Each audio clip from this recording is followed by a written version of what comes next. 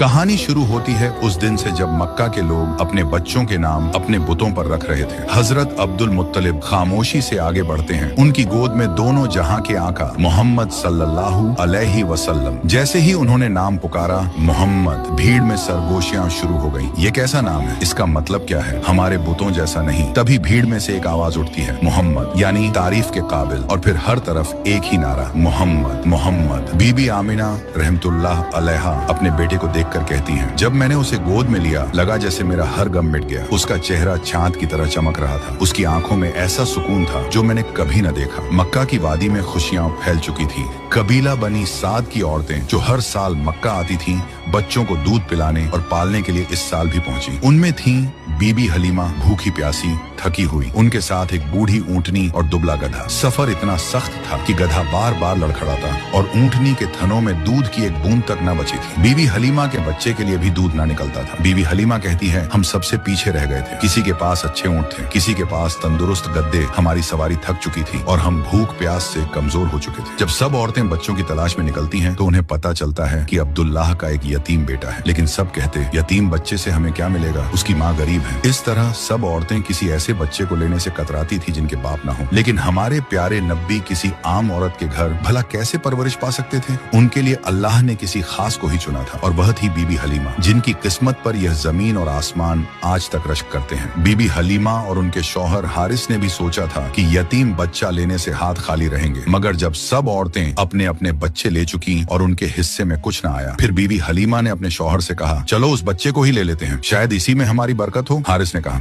हाँ क्यों नहीं, शायद यही बच्चा हमारे नसीब बदल दे। और जब बीबी हलीमा बीबी आमिना रहमतुल्लाह अलैहा के घर पहुंची तो उन्होंने देखा और आगे क्या हुआ जानने के लिए पार्ट 2 जरूर देखें।